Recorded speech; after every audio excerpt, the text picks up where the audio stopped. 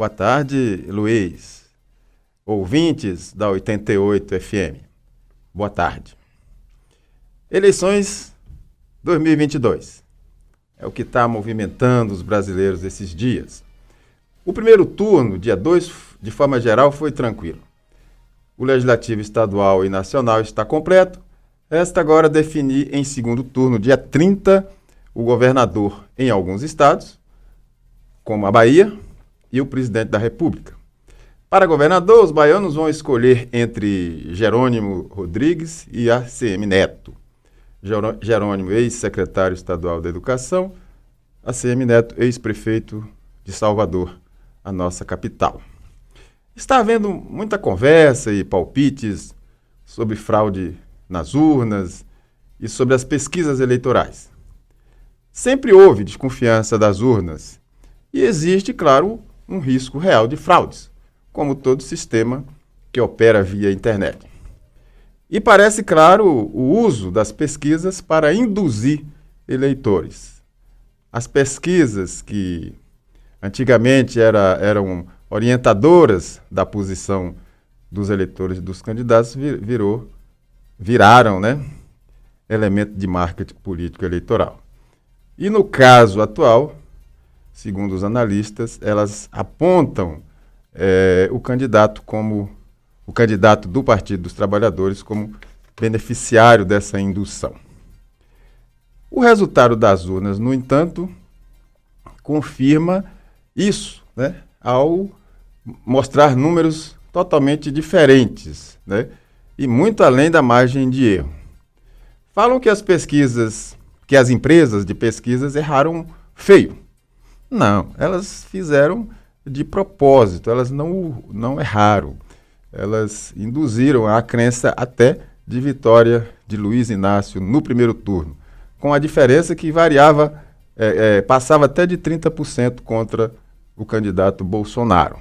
Mas essa diferença ficou apenas em 5%. Tudo deve ser considerado nesse momento, inclusive o risco de fraude. Mas o eleitor precisa redobrar o seu ânimo e agora é hora de vibrar, continuar pensando em Deus e, na minha opinião, erguer a bandeira nacional e encher o coração, as ruas e as urnas com as cores da nossa pátria: o verde, o amarelo, o azul e o branco da paz. Divisão de forças. Os políticos nunca se unem a favor do povo. Usam esse povo para se manter no poder, através do voto, como fica evidente a cada eleição. As lideranças políticas de Livramento, por exemplo, dividiram-se conforme suas conveniências, quando o certo seria a concentração de forças, a união para solucionar graves questões que o município enfrenta, como a insuficiência de água potável, a falta de esgotamento sanitário, como a gente tem sempre repetido aqui, e várias outras demandas urbanas. E essas forças, enquanto isso, estão divididas nessas eleições. Prefeito, ex-prefeitos e vereadores, cada um para um lado. O prefeito Ricardo Ribeiro, que deveria coordenar a defesa do município nesse sentido, é o mais errante.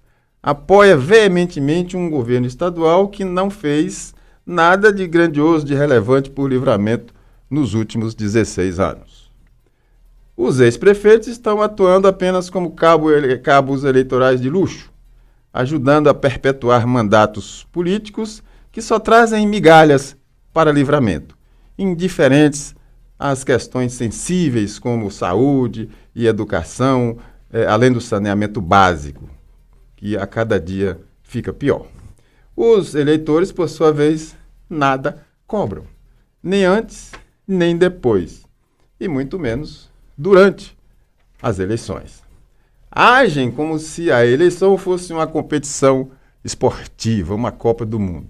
Depois que passa, vão mendigar esmolas junto aos mesmos políticos que os ignoram e que ignoram as necessidades básicas e graves do nosso município.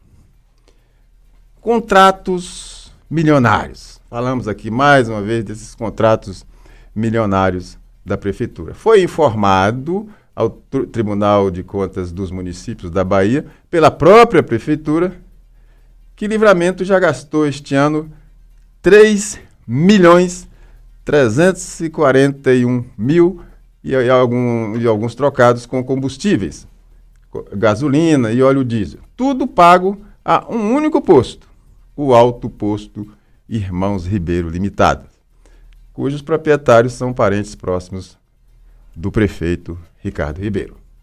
É um valor desproporcional. Constam também gastos de R$ 4.672.790 com transporte escolar e com aluguel de máquinas pesadas. Parece até uma grande empreiteira, né? Com máquinas pesadas, não sei o que elas andam fazendo. E o contratado ou a contratada é a empresa Araújo Alves Empreendimentos Limitada. Nem ela e nem o posto se submetem a novas licitações. São sempre renovadas, os seus contratos são sempre renovados na base dos aditivos. E um operador dessas máquinas, que foi demitido pela prefeitura, disse, em vídeo que circulou nas redes sociais, que o verdadeiro dono delas é o próprio prefeito. Ricardo Ribeiro nada falou, nada respondeu a respeito. E nada foi apurado e nem explicado pela Controladoria Geral do município. E, por último,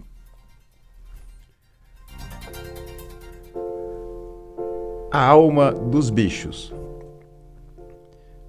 Costuma-se indagar se os bichos têm alma. Há quem responda precipitadamente que não. O mesmo princípio vital que move o homem está também, por óbvio, nos demais seres vivos.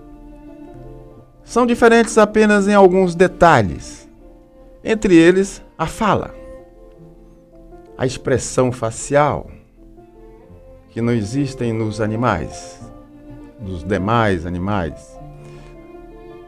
E nunca nos preocupamos em saber por que Deus quis assim. E se alma for mera invenção do homem, da qual excluiu arrogantemente os demais seres? Ou do que adianta ter alma e ser desalmado, maldoso e perverso? Ter alma não pode ser privilégio humano. Não há dado inteligente nem lógico que justifique a distinção, pois negaria a grandeza do plano de Deus. Dizer que os bichos não têm alma, que são inferiores a nós, é uma mera desculpa, cruel, por sinal, dos que querem continuar maltratando e matando impunemente os inocentes animais. Podem ser almas de concepções diferentes, mas existem, sim, distinguindo-se apenas quanto ao estágio evolutivo do espírito. Achar que é diferente é admitir, presunçosamente, que há falha na obra de Deus. Será que há alguém capaz de dizer que Deus falhou? Criar seres com o mesmo princípio de vida, dotando uns de almas e outros não, seria inconcebível no plano divino. Então, a própria natureza se encarregará de responder àqueles que negarem isso e insistirem em maltratar ou destruir aquilo que Deus criou. Muitos animais são aquilo que muitos seres humanos não são: dóceis, gentis e meigos. Por outro lado, existem em pessoas que parecem animais irracionais. Pensem nisso.